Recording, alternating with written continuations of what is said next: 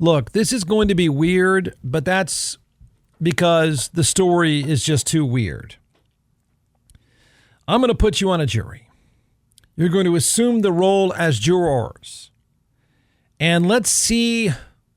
Look, I'm not justifying the behavior. I feel like I'm going to say that about 30 times in the next 25 minutes. I'm not justifying it. It's absolutely over the top. That is not my attempt. That's my first of 35. But I'm going to see where my attempt at a defense goes while you're on the jury. Mark Sanchez, you don't have to know that much about him. He is he's kind of a rock star analyst for Fox, for NFL games for Fox. I think he's good, or was good, at what he was doing. He was a college star, decent pro for several years, not great, but okay. I think he played 8 or 9 years in the NFL. He has been getting more and more airtime. He's more of a personality at Fox. I think in a lot of ways he's everything Tom Brady is not. He's not so stiff, pretty sharp, well-spoken. And so he's been getting more and more airtime, or was getting more and more airtime at Fox, because he's good. So this past weekend, you may or may not know by now, according to police, he was running wind sprints in an alley. Can't make this stuff up, man. This is like the worst kind of acid trip. I could not be this creative. He's running sprints in an alley at 12:30 in the morning. Fast forward to the very end, he beats up a 69-year-old delivery driver who had pepper sprayed him and then stabbed him. Allegedly, I'm not even sure how often we need to say that anymore, allegedly in self-defense. And the dude who got Mark Sanchez attacked was beaten pretty badly. Then again, there's Mark Sanchez stumbling around the streets with stab wounds. So it's just so weird. Now, Mark Sanchez personally is being sued by the dude in the hospital, who is still in the hospital. Mark Sanchez, I believe, is out of the hospital. And Fox, there's another angle to this. And Fox is being sued. Now, look, I think it's just because those are deep pockets. I don't know how deep the pockets are of Mark Sanchez. I'm not quite sure. If you want to argue, I don't really understand the justification if they defended themselves, and I don't think they will. I think everybody tries to find a way to cut a few checks and get the heck out of here. And I think in terms of Mark Sanchez, who's now being charged with a felony, I think maybe in the end he tries to find a plea deal. But Fox is being sued in addition. You want to make the case, if this were to go to some sort of civil trial, you want to make the case that how were they at fault? The guy went absolutely psycho in an alley. Now, how is that Fox's fault? Unless he'd been going psycho at people at work and stabbing them, exactly what did they do wrong? But I think they have to settle too, because this is just a bad look. Okay, well, here goes another Ron Burgundy story on top of all the Ron Burgundy stories. Former NFL star Mark Sanchez now facing a felony battery charge after a violent altercation with a 69-year-old truck driver. Update this to person staff. Video obtained by the New York Post appears to show Sanchez after the confrontation, bloody and stumbling, clutching his torso. And TMZ Sports releasing this photo, it says, shows Sanchez on a stretcher after the incident.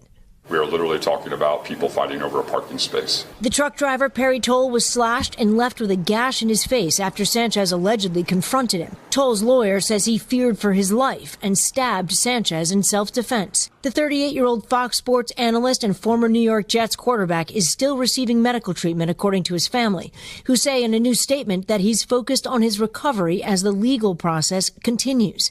The altercation happened in the early morning hours on Saturday in downtown Indianapolis. According to a probable cause affidavit, video surveillance shows Sanchez approaching a truck parked in the loading dock of the Westin Hotel. He allegedly told the driver he couldn't park there. Toll was in the truck on his regular cooking oil delivery route. He told police Sanchez climbed into the truck and smelled of alcohol and his speech was slurred. According to my client, Mr. Sanchez instigated this altercation, and Mr. Toll at some point defended himself as best he could in the face of somebody who's obviously just objectively a much larger human being. Surveillance video shows Sanchez throwing Toll towards a wall, according to the affidavit. Toll telling police he tried to defend himself with pepper spray and the knife. In an interview with NBC News, the county prosecutor says Sanchez was seen running in the alley before the confrontation took place. Not sure why he was running that late at night. The former NFL quarterback now facing multiple criminal charges and a civil lawsuit. Toll accuses Sanchez and his employer Fox Corporation of causing permanent disfigurement.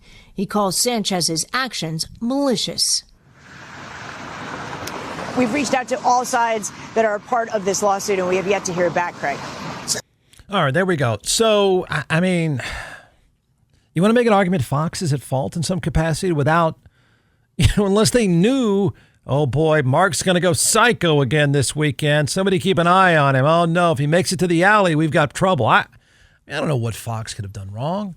It is just, it's beyond bizarre. It's psychotic. And if you've seen pictures of the old man, he is slashed up. It's horrible.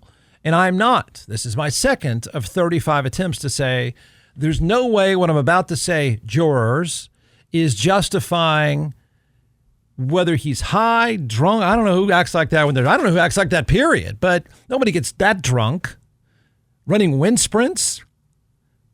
But there's no way I'm justifying it. No way. All I'm going to do is see if you can see an angle that this defense might work. Got it? Let's just see if you sit there on the jury and think, there might be something to it. Look, I think this whole thing ends in a plea deal, and I don't know what direction that takes. He's been charged with a felony now. As far as we know, it's a first offense, I guess. It's a psychotic offense, but it's a first offense. So my attempt at a defense may not matter. I get that. But here we go. And the prosecution is going public because I think the prosecution sees this is a really ugly story. 69-year-old dude just doing his job at midnight, picking up grease. So I think there's a level of sympathy there. I think the taxpayers in Indianapolis are, I think the burden is on the prosecutor to go after Mark Sanchez. Do you agree with that? Okay, that said, let's see if you sit on a jury. Let's say this goes to trial. Forget the civil part because he's going to pay. I assume Fox pays too, even though I don't think they're at fault in any capacity. But I think they want out of this story too.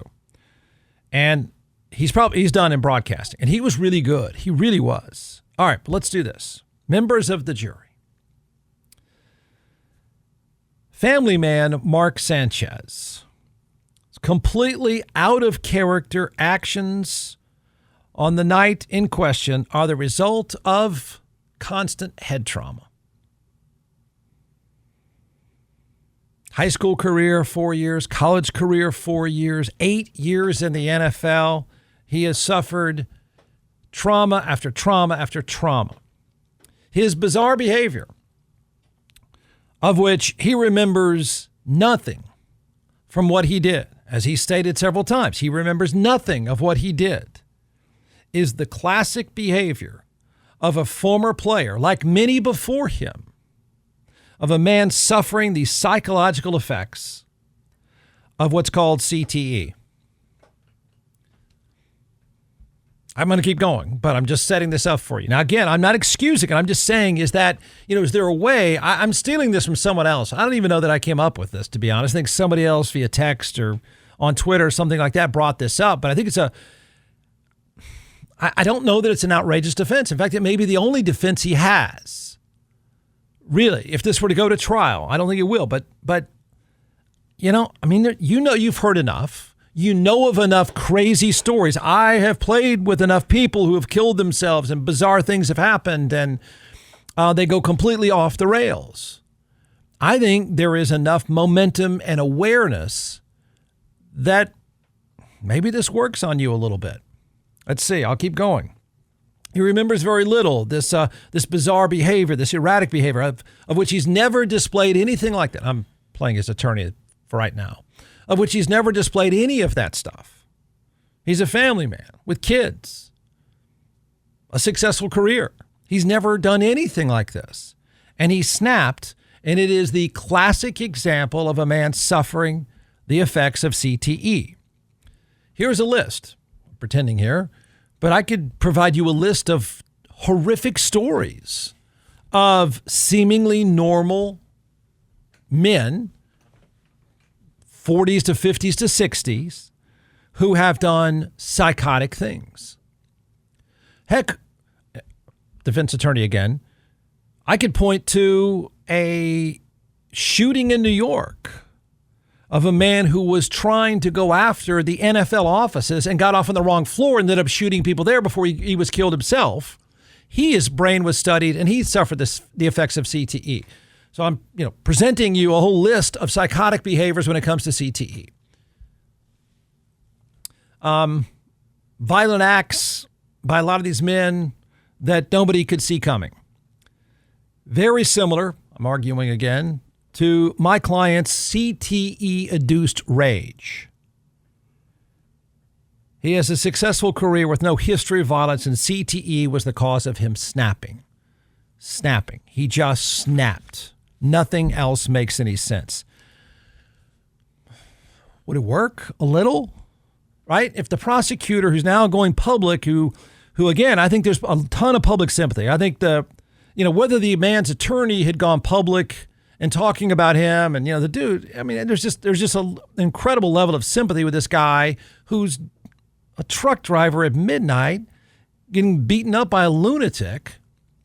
And so I think the pressure is going to be on the prosecutor to go after Mark Sanchez. I don't know how far that goes, but so I'm just pretending that if this were to go to trial, would this defense work at all? Now, that said, we don't know. I mean, there's no way that the attorney or anybody else, people could take the stand. You could find plenty of people. I know it.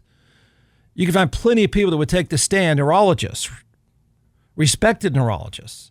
And they would say, yes, there are plenty of examples of seemingly normal men snapping. And we don't know unless the brain tissue is studied if you really do have CTE. So there's no way I could sit here or any attorney could make an argument to you that this is absolutely, we know it's the case. But could they not lay out, if we're just to roll with me a little bit here, could I not lay out, an attorney lay out a fairly compelling case that this could be a guy that snapped from CTE? I don't know that it goes there. I don't think it's an outrageous thing to bring up if this goes to trial. And I'm curious if people would say, maybe so. Doesn't minimize what's happened to the old man. It's clearly a question of, is there a way that you find some level of defense for arguing the CTE here? Now, gosh, in the next hour or two, we could find out that the guy is, got a meth lab somewhere and he's gone nuts because of meth or something else. I don't know. But so far, we don't know of anything else. And I don't buy that you just get liquored up enough that you run wind sprints in an alley and start stabbing old people. Just, you can't be that psychotic, could you? So I'm throwing that out there. I'm surprised. I'm a little surprised it hasn't been mentioned yet. But I'm not shocked that this discussion doesn't happen. I don't think it's irresponsible to bring it up. I don't. I don't think this ever goes to trial. I think it's a plea deal all the way around. But I'm not sure what other defense the guy might have. And no, he's not, unless he's dead and they're studying his brain tissue, we're not going to know. We're not. You as a juror may say, screw that. I don't care. I don't buy it. Told you it was weird. The whole thing is just weird. It's nuts. Recommendation backed up by my own experience, a great experience. And that is, I've been a client of DJC Law, and I can tell you this. You're going to get three things with DJC Law. You'll notice it right away. The difference is you will get peace of mind. They will take care of every single detail perfectly, and you will get the result you deserve. If you're injured by the negligence of someone else, fighting with an insurance company for any reason, trust me when I tell you, you will need DJC Law. Dan Christensen and his team of attorneys have a remarkable track record. I've known Dan a long time. He's a military vet. He's board certified in civil trial law, and I've been a client. So you can trust them.